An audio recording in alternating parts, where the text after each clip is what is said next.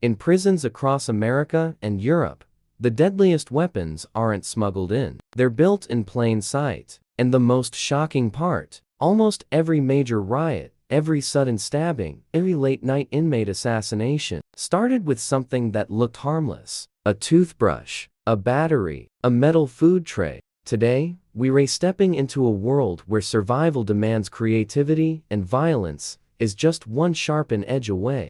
Before we dive into the darkness, make sure you subscribe, hit like, drop a comment, and stay with this channel, because what you're about to hear isn't rumor, isn't TV drama. It's real. And once you understand how inmates build weapons from nothing, you'll never look at everyday objects the same again. The alarms were already flashing when the officers rushed toward cell block C.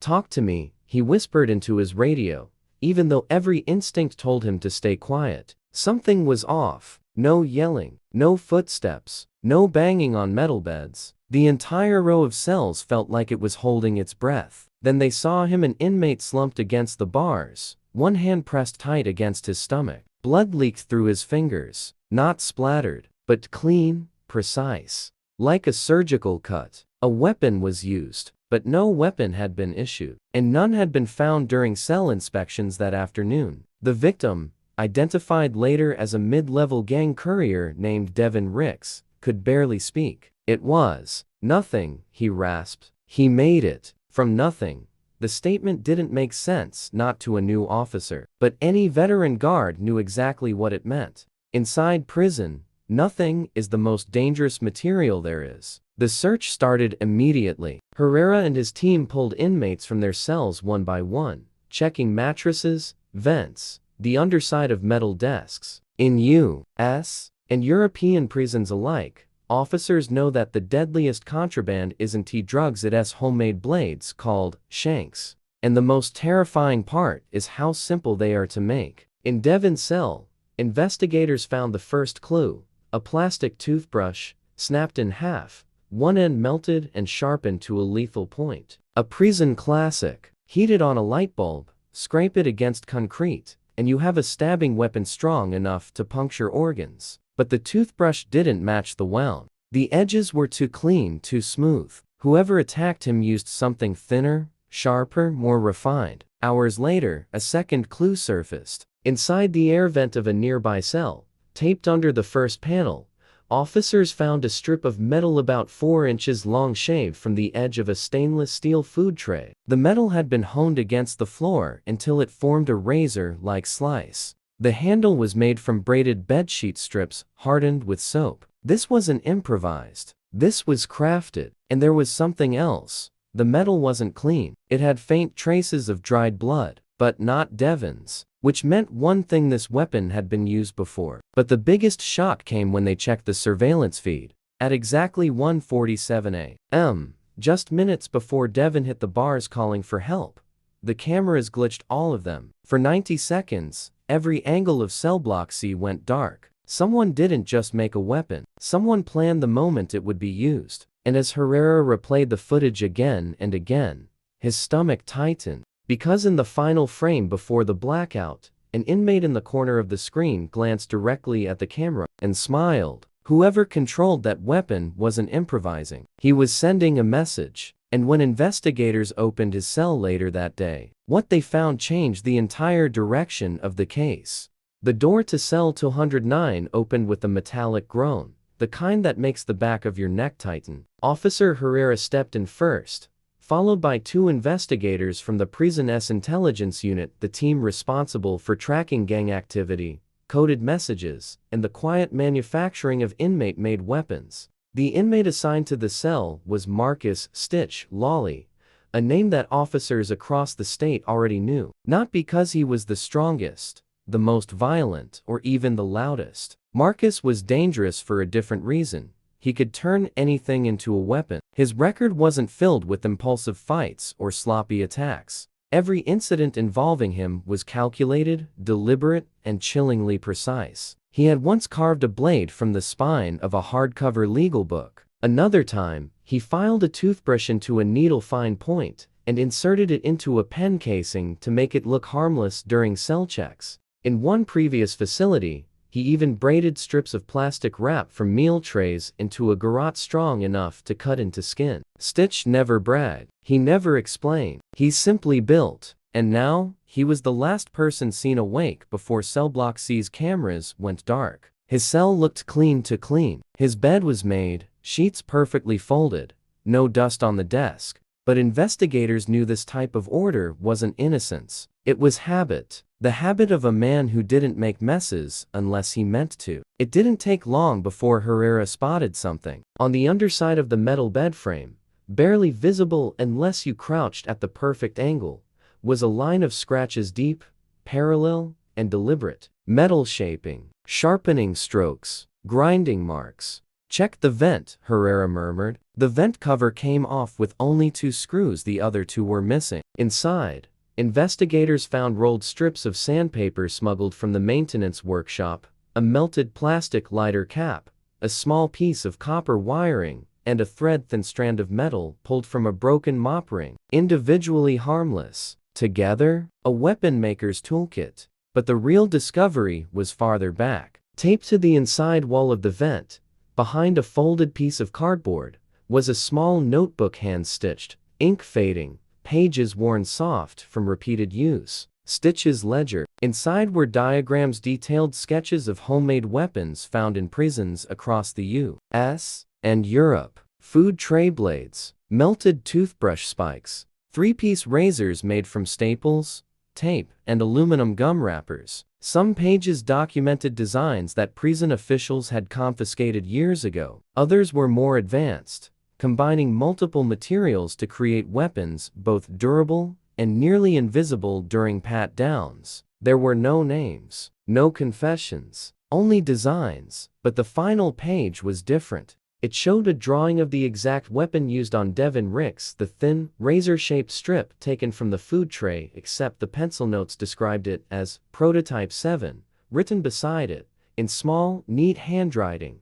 "Test successful." Timing next. Herrera felt his chest tighten. "Test," he repeated aloud. The investigators exchanged looks. This wasn't about gang politics or random violence. Someone was improving their weapon designs inside the facility, testing them, adjusting them, perfecting them. And Devin, he may not have been the target. He might have just been the experiment. A sudden knock came from the door. A guard leaned in, pale and shaken. "Herrera, you need to see this." Down the tier, inmates were being lined up for questioning. And there, shackled, standing between 2 officers, was Stitch himself, calm, silent, and staring directly at Herrera like he had been waiting for him. But that wasn't the shocking part. The guard whispered, "We found another one, another inmate. Same kind of wound. He didn't make it. 2 victims. Same weapon signature. Same calculated precision." Which meant the timeline was wrong. This wasn't the beginning. They were already in the middle of something much bigger. And Stitch wasn't working alone. What the investigators would uncover next wouldn't just expose a hidden network, it would reveal a method so simple, so ordinary, that it completely changed how prisons handle everyday objects. Because the deadliest weapon in the facility was still missing. The second victim changed everything. His name was Raymond Cole, a quiet inmate who kept to himself, serving a short sentence for a non-violent offense. He wasn't in a gang. He didn't owe anyone money. He wasn't involved in drugs, contraband, or debts. Yet the wound that ended his life matched the blade that tore into Devin Ricks, a thin, surgically sharp puncture, angled upward, meant to hit organs and bleed someone out from the inside. This wasn't random. This was targeted testing on people who shouldn't attract attention. Herrera stood in the infirmary, staring at blood-stained sheets and a tray of medical instruments still laid out from the failed resuscitation attempt. The prison doctor, an older man who had seen decades of violence, shook his head slowly. "This isn't a shank," he muttered. "This cut. It's too clean. It slides through tissue. You don't get that from grinding plastic or melting toothbrushes. This is metal, thin metal, and whoever made it understands angles." Herrera felt it too. This was no amateur job. Back in the investigation room, Stitch sat cuffed to the metal table, calm, straight-backed, eyes like polished stone. He wasn't sweating, wasn't nervous, wasn't trying to explain anything. He wasn't even asking for a lawyer. He behaved like a man who had already won. Investigator Patel opened Stitch's notebook on the table, flipping to the page marked Prototype 7. "You've been building weapons," he said quietly, "refining them, testing them, and someone is using your designs." Stitch didn't speak. Instead, a slow grin crept across his face. Patel leaned forward. "Who else is involved?" Silence. But Herrera noticed something. Stitch wasn't looking at Patel. He wasn't looking at the notebook. He was staring at the ventilation duct in the corner of the room, a small, circular grate no wider than a dinner plate, almost like he was listening for something or someone. Herrera excused himself quietly and stepped into the hallway. "We need to check the vents in the workshop," he told the officers outside. Now, the prison workshop was supposed to be safe, supervised, monitored, controlled. Inmates repaired chairs, flattened cardboard, polished metal trays, and occasionally handled items that skilled hands could turn into weapons. The last major riot in a Midwestern penitentiary had started after inmates sharpened steel mop handles. European prisons had confiscated blades carved from radiator fins and handrails. This wasn't new, but this felt different. When the maintenance supervisor unlocked the workshop, Herrera immediately spotted something wrong. The trash bins were empty to empty. Normally, the workshop scrap bins were filled with bent nails, broken screws, chipped aluminum pieces from food trays, and dented metal kitchen racks waiting to be melted down. Tonight, they were spotless. Either someone cleaned them, or someone collected everything inside. Patel crouched next to the vent near the back wall, the one inmates often sat near during breaks. The vent screws were loose.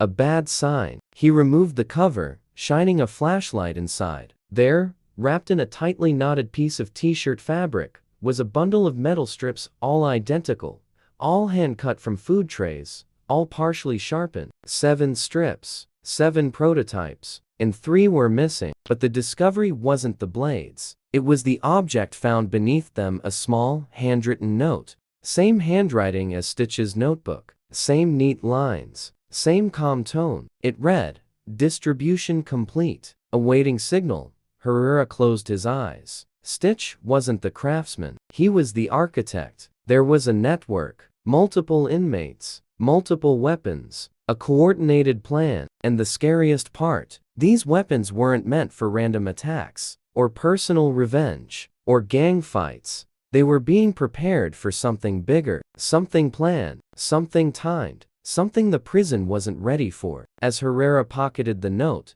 a siren blared through the facility, loud, frantic, urgent. Another stabbing, different block, same weapon signature. And just like that, the investigation wasn't chasing one killer. It was chasing an operation.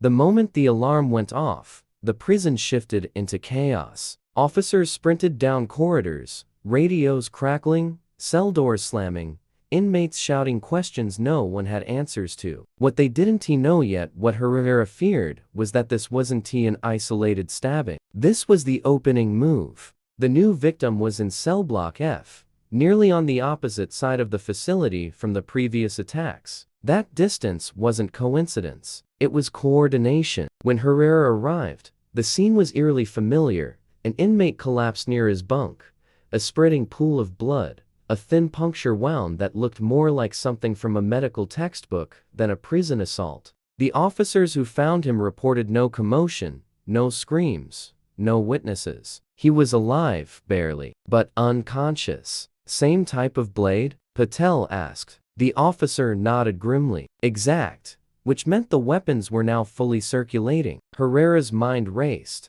Stitch, from his interrogation room, had been perfectly calm, almost expectant. The note said, awaiting signal. And now stabbings were happening simultaneously across the prison. This wasn't a pattern. It was a countdown. He returned to the control room, the heart of the facility. The room was buzzing with officers trying to trace movements, track inmates, and find connections. On the screen, cell block maps lit up in red as officers initiated lockdown procedures. Pull all surveillance from the last 24 hours, Herrera ordered. Every workshop shift, every meal line, every yard break. The footage revealed something alarming. A rotating lineup of inmates who seemed to shadow one another through common areas. They weren't in the same gangs. They weren't housed near each other. Their cases had no link, but they always passed something subtle to one another, a hand closed too tightly, a sleeve brushed against another's, a quick nod before separating. A relay system, a silent chain. And that was when Patel froze the footage. Play that again, he said. In one clip, a thin inmate named Monroe walked from the dining hall to the yard. As he passed another prisoner, there was a barely perceptible shift in his stride, a tiny adjustment, like he was balancing something concealed in his waistband. Zoom in, Herrera said. The camera sharpened, a narrow metallic outline beneath Monroe's shirt. Another blade in circulation. By now, at least 9 inmates were identified as potential carriers, but no one knew how many weapons existed, or how many more were hidden. At 7:12 p.m., the warden called an emergency briefing. "This is coordinated," she said, her voice stern but shaking at the edges. "We're shutting down every block, every workshop, every recreational area. I want strip searches, cell sweeps, and movement restricted until we find every weapon." But Herrera wasn't convinced that lockdown was enough. Because Stitch had planned too much, prepared too much, built too far ahead. A man like that didn't rely on panic. He relied on timing. As officers prepared for a full facility sweep, Herrera returned to the interrogation room. Stitch lifted his head slowly, eyes tracing Herrera's movements with unsettling confidence. "You think lockdown stops it?" Stitch asked quietly. It was the first words he'd spoken. Herrera leaned forward. "How many blades did you make?" Stitch tilted his head. "Not the right question. Then what is?" A thin smile spread across Stitch's face, that same calculated, knowing smile they'd caught on camera during the first blackout. "The question," he said, "is what they're waiting for." Before Herrera could respond, another alarm erupted. Officers shouted from the hallway. Someone yelled, "Block B! We've got a breach! A breach!" Inside a maximum security facility, Herrera's stomach dropped. The network wasn't just distributing weapons. They were moving, executing the next phase. And the prison had no idea what that phase was. All anyone knew was cell doors locked, alarms screamed, and officers rushed to contain something they couldn't yet see was that Stitch's operation wasn't about individual attacks. It was about destabilization, and whatever was coming wasn't finished. The breach in Block B wasn't loud. It wasn't chaotic. It wasn't even violent, not at first. And that's what terrified the officers the most. Because quiet meant control. Quiet meant planning. Quiet meant the operation was already in motion. Herrera sprinted toward Block B with Patel on his heels, both of them navigating the lockdown corridors while emergency lights flashed overhead. The radio crackled with half-panicked voices. Multiple inmates out of position. 2 officers down, non-fatal injuries. No signs of riot activity. Looks intentional. Intentional. That word cut through everything. When they reached Block B, officers were already pushing inmates to the ground, cuffing them, securing cells. But Herrera saw something disturbing immediately. None of the inmates were resisting. Many were kneeling, hands behind their heads, as if they expected this. As if this wasn't the goal, just the distraction. Then Patel spotted something on the floor, a thin metal strip, identical to the prototype 7 blades. But unlike the others, this one was bent, as if it had been used not for stabbing, but for prying. And there, at the far end of the block, one of the wall vents hung loose. Inside, fresh scrape marks streaked the metal. "They weren't trying to escape," Patel whispered. "They were retrieving something." Herrera's pulse hammered. "What?" An officer radioed in from the central hub. We've got movement in the sublevel tunnels, unknown number of inmates. This looks coordinated. Sublevel tunnels, maintenance corridors, the forgotten arteries of the prison. This wasn't about killing inmates. It wasn't about a riot. It was about access. Herrera and Patel raced toward the old maintenance shaft. The tunnels beneath the prison were rarely used anymore, cramped, poorly lit, and barely mapped. But for inmates who understood timing, who communicated silently, who passed weapons and messages through a network, they were perfect. When they reached the lower level, the air was colder, heavy with dust. Dim yellow bulbs flickered along the ceiling, casting long shadows. And then they heard it. Metal scraping. Movement. A group of inmates, 6 of them, crouched near an electrical panel. When the officers shouted for them to freeze, they didn't run. They simply turned around slowly, hands raised. On the floor behind them lay a partially opened access box. Inside were dozens of wires, circuit boards, and small hand tools stolen over months, maybe years. And taped to the side of the panel was a folded sheet of notebook paper. Herrera pulled it free. Another diagram. Another handwriting sample identical to Stitch's. But this one wasn't a weapon. It was the prison's electrical grid. A map of every weak point, every vulnerability, every camera circuit, every emergency lock, including the one system that controlled the entire prison's automatic cell doors. Patel exhaled sharply. They were going to trigger a full door release. A catastrophic event. Not a riot. A mass escape. Herrera swallowed. Where's the trigger device? He didn't have to ask long. A radio call came through. We found something in Stitch's cell, a small wired unit hidden inside the mattress frame. Looks like a homemade switch. The trigger. Stitch wasn't trying to take over the prison. He was trying to open it. And the stabbings, the violence, the chaos, all camouflage, all noise to hide movement in the tunnels, wiring adjustments, panel access. A system built on precision blades and silent coordination. When Herrera entered Stitch's interrogation room for the final time, the inmate didn't look surprised. In fact, he looked pleased. "You stopped it," Herrera said. Stitch nodded. "This time.